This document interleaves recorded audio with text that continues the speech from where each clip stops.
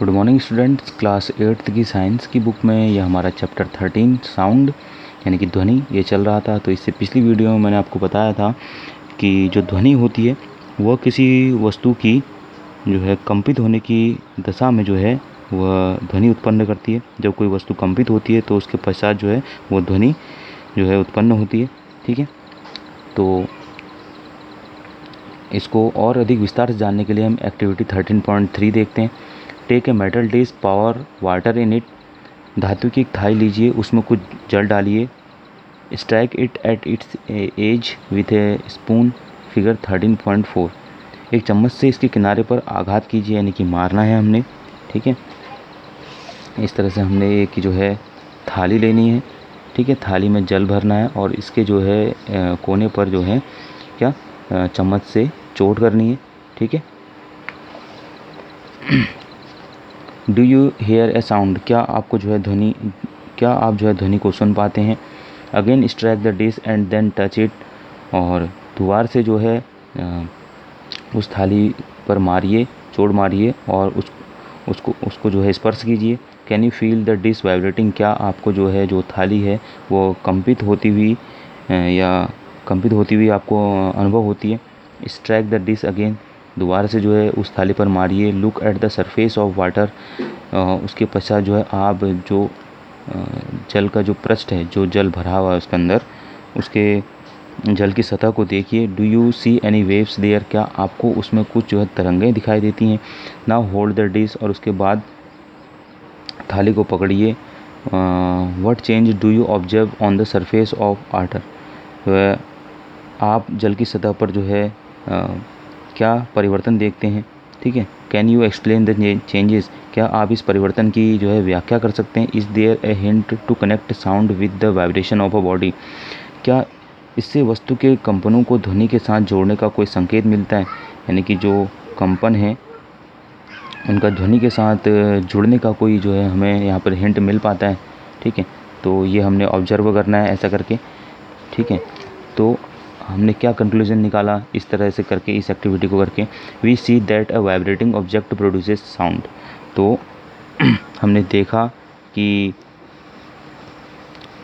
जो कंपायमान वस्तुएं होती हैं ध्वनि उत्पन्न करती हैं। जो कंपित होती हैं वो वस्तुएं जो हैं ध्वनि उत्पन्न करती हैं। In some cases the vibration are easily visible to us. कुछ स्थितियों में जो होते हैं ये कंपन हमें आसानी से दिखाई देते हैं। But in most cases their amplitude is so small that we can not see them. लेकिन अधिकांश स्थितियों में उनका जो आयाम होता है इतना कम होता है कि हम उन वस्तुओं को नहीं देख पाते हैं। However we can feel them. हम इन कंपनों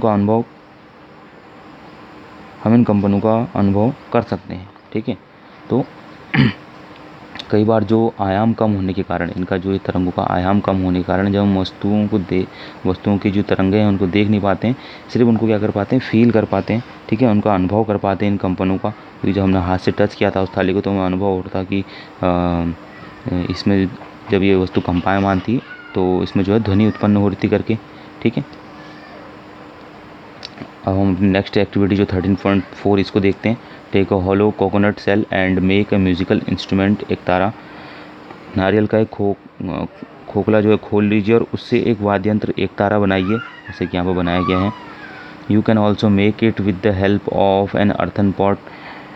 इसे आप जो है किसी मिट्टी के बर्तन से ही बना सकते हैं। Play this instrument and identify it's vibrating part.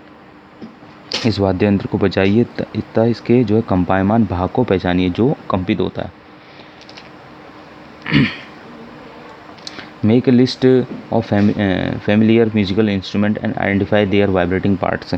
और इसी तरह से जो है कुछ जो जानी पहचानी वाद्य यंत्रों की एक सूची बनाइए तथा उनके कंपायमान भागों को पहचानिए जो कंपित होती हैं। कुछ few examples are given in table 13.1। Complete rest of the table. कुछ जो है उदाहरण जो है सारणी 13.1 में दिए गए, शेष सारणी को पूरा कीजिए। ठीक है, जैसे कि आपको यहाँ पे दिया गया है, ये म्यूजिकल इंस्ट्रूमेंट दिए गए हैं और उनका जो वाइब्रेटिंग पार्ट है वो दिया गया है। जैसे वीणा दिया गया तो इसका क्या होती है, स्ट्रेच्ड स्ट्रिंग, यानी कि जो तना हुआ तार होता है वो उसका वाइब्रेट करने वाला भाग होता है।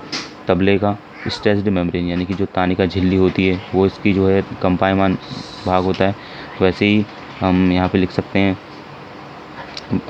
फ्लूट यानी कि बांसुरी, तो इसमें जो एयर जो इसके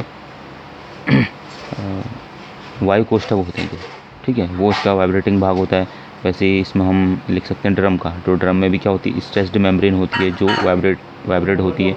तो इस तरह से जो है हम इस सारे डे को जो है पूरा कर सकते हैं। Many of you might have seen the manjira, the ghatam and the knots, mud pots and the kartal. संभवतः आपने जो है मंजीरा, घटम तथा नूट, मिट्टी के बर्तन तथा करताल देखे होंगे। These musical instruments are commonly used in many parts of our country. ये वाद्य यंत्र सामान्यतः हमारे देश में जो है अनेक भागों में जो बजाए जाते हैं। These instruments are simply beaten और स्ट्रक। इन वाद्य यंत्र को केवल पीटा या जो है आघात किया जाता है। Can you name a few other musical instruments of this type. क्या आप जो है इस प्रकार के कुछ अन्य वाद्य यंत्रों के नाम बता सकते हैं। You too can make a musical instruments. आप भी एक वाद्य यंत्र जो है बना सकते हैं। आपने देखा होगा ये जो है घट्टम है, ठीक है, इसको पीट करके जो है साउंड प्रोड्यूस की जाती है। और ये मंजीरा है जो आपने बजाया होगा मंदिरों में, ठीक है, तो इसको जो है आपस में जो है पीट करके इस तरह से साउंड वाइब्रेट की जाती है, वाइब्रेशन के थ्रू जो है निकलती है।